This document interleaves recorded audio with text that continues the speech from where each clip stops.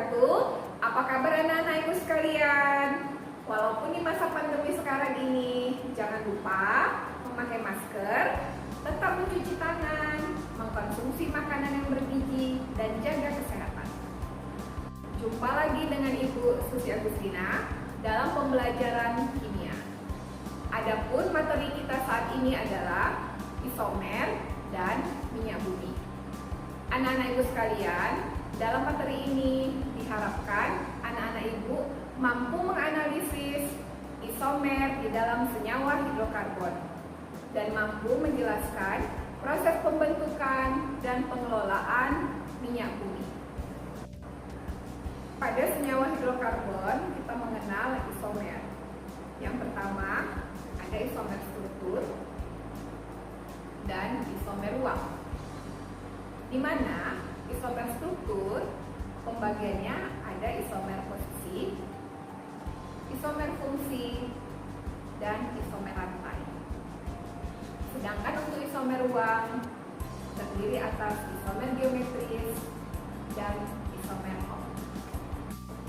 Anak-anak ibu sekalian, berikut adalah contoh dari isomer. Nah, yang pertama kita lihat di sini adalah isomer geometris. Nah, apa itu isomer geometris? Bagaimana dia bentuknya? Kita lihat. Isomer geometris yang pertama adalah harus memiliki ikatan rangka buah atau alkena. Kalau dia ikatannya tunggal atau rangka 3, ia tidak dikatakan isomer geometris. Yang kedua, atom C harus mengikat dua gugus yang berbeda. Kalau yang di atas di sini adalah metil, berarti yang di bawah di sini harus hidrogen ataupun etil ataupun butil. Berikutnya, posisi di sini metil CH3 dengan CH3 di sini adalah bersebelahan, yang artinya kita beri nama cis. 2 butena kita beri nomor 1, 2, 3, dan 4. Nah, ikatan rangkap ada di nomor 2, ini 2. Butena atom C ada 4, akhiran ena, karena dia ikatannya rangkap 2. Untuk trans 2 butena, posisinya adalah CH3 letaknya bersebelahan. Untuk isomer kerangka atau isomer rantai, kita lihat contoh di sini adalah 1 pentena dan 3 metil 1 butena. Kita beri nomor 1 karena ikatan rangka harus dapat nomor yang terkecil. 2, 3, 4, dan 5. Begitu juga dengan contoh yang di bawah, 1, 2, 3, 4. Posisi CH3 ada di nomor 3 metil. Sedangkan ikatan rangkap 1, ikatan rangkap 2-nya ada di nomor 1. Makanya dia namanya 3 metil 1 butena. Untuk isomer posisi, kita lihat di sini ada 1 pentena dan 2 pentena. Posisi yang berbeda adalah terletak dari nomor ikatan rangkap. Jadi posisi ikatan rangkapnya yang pertama di atom C nomor 1 dan yang kedua di atom C nomor 2.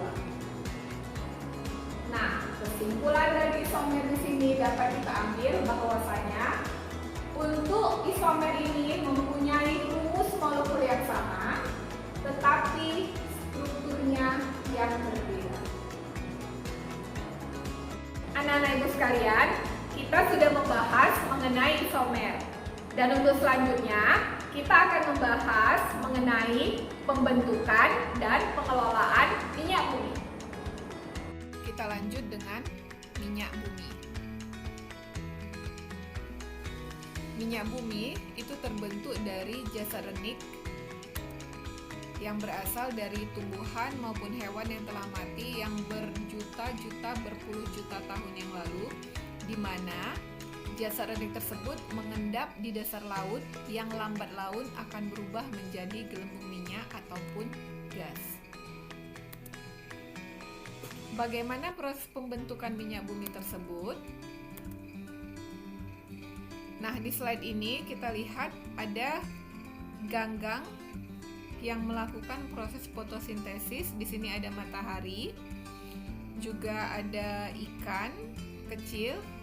Nah, jika ganggang hijau tersebut tidak bisa lagi melakukan proses fotosintesis, maka ganggang tersebut perlahan-lahan akan mati dan ganggang tersebut akan membentuk batuan induk. Nah, ganggang yang mati tersebut akan terkumpul di bagian dasar yang bercampur dengan batu lempeng yang akan membentuk source rock ataupun batuan induk. Batuan induk yang terbentuk adalah batuan yang mengandung karbon. Nah, jenis batuan ini dapat dihasilkan dari hasil pengendapan, baik itu di danau, di dasar laut, ataupun di delta.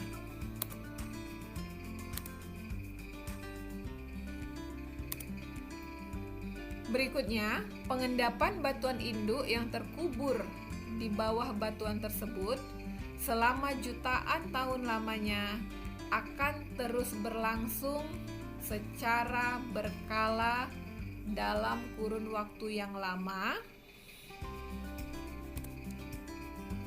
sehingga seiring dengan tenggelamnya batuan tersebut, maka akan semakin panas dan akan terurailah menjadi gas.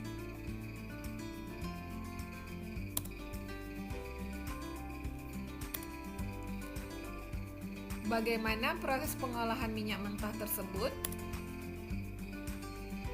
Yang pertama ada yang namanya proses destilasi, yaitu pemisahan fraksi-fraksi yang ada di minyak bumi, di mana pemisahan fraksi tersebut berdasarkan perbedaan titik didihnya. Berikutnya ada yang namanya proses cracking, yaitu pengolahan minyak bumi, di mana menguraikan molekul-molekul besar dari senyawa hidrokarbon tersebut menjadi molekul-molekul hidrokarbon yang jauh lebih kecil. Ada yang namanya proses reforming, yaitu merubah struktur pada molekul fraksi di mana mutu yang buruk akan dirubah menjadi molekul fraksi dengan mutu yang jauh lebih baik. Ada yang namanya proses polimerisasi dan alkilasi, yaitu penambahan jumlah atom pada suatu fraksi sehingga molekul sebuah fraksi tersebut menjadi lebih panjang dan bercabang. Berikutnya ada yang namanya proses blending, yaitu untuk meningkatkan kualitas produk, di mana dengan cara menambahkan bahan-bahan aditif seperti tel atau tetraetilet ke dalam fraksi minyak bumi. Hasil pada proses destilasi bertingkat berikut ini meliputi, nah, ini ada yang namanya destilasi bertingkat.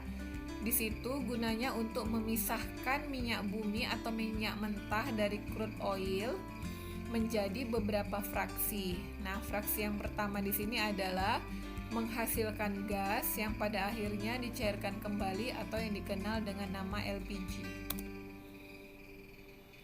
Sedangkan fraksi yang kedua itu disebut dengan nafta.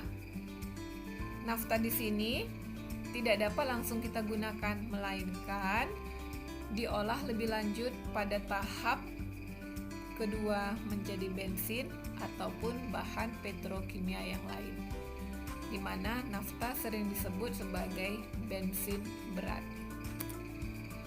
Untuk fraksi ketiga atau fraksi tengah, ini dikatakan sebagai kerosin ataupun minyak tanah dan aftur. Fraksi yang keempat sering disebut dengan solar, yang digunakan sebagai bahan bakar mesin diesel. Sedangkan fraksi yang terakhir disebut dengan residu. Nah, residu ini apa?